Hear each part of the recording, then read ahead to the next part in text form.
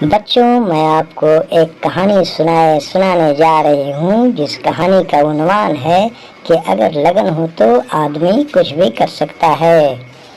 एक दफ़ा की बात है, मनु जब भी अपनी कॉपी के पन्ने फाड़कर डस्टबिन में फेंकती, छोटू चुपके से उन पन्नों को उठाकर कमरे में ले जाता और फिर उनको पढ़ने की कोशिश करता। कभी कभी तो उन्हें देखकर लिखता भी।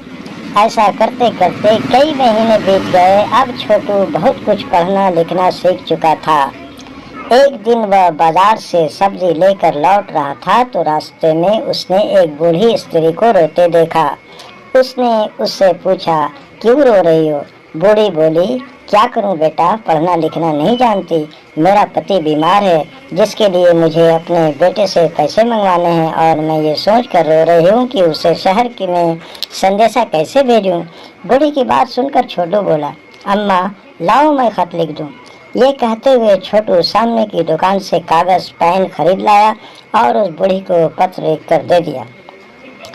बूढ़ी स्त्री बड़ी हैरान थी ये देख कर के एक नौकर को भी पढ़ना लिखना आता है, यह स्कूल तो जाता नहीं है। उस औरत ने छोटू से पूछा, तुम कैसे पढ़ना जानते हो?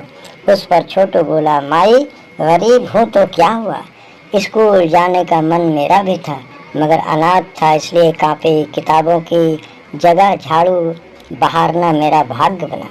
फिर भी मैंने हार नहीं मानी।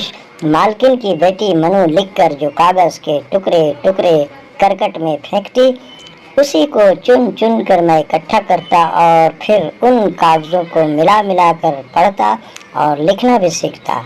जब मनु पढ़ती तो मैं छुप छुप कर सुनता और जब वह स्कूल चली जाती तो उसके कमरे की सफाई करते वक्त उसकी किताबों को पढ़ने की कोशिश करता। आज मनु भले ही स्कूल में पढ़ रही है, मगर मैं भी अब उसी के बराबर हूँ। फिर वह हंसते हुए बोला, वह 7वीं कक्षा की विद्यार्थी है और मैं भी 7वीं कक्षा का विद्यार्थी हूँ। बूढ़ी औरत ने पूछा, कैसे? छोटू बोला, वह अपने स्कूल में 7वीं की विद्यार्थी है तो मैं घर में 7वीं का विद्यार्थी हूँ।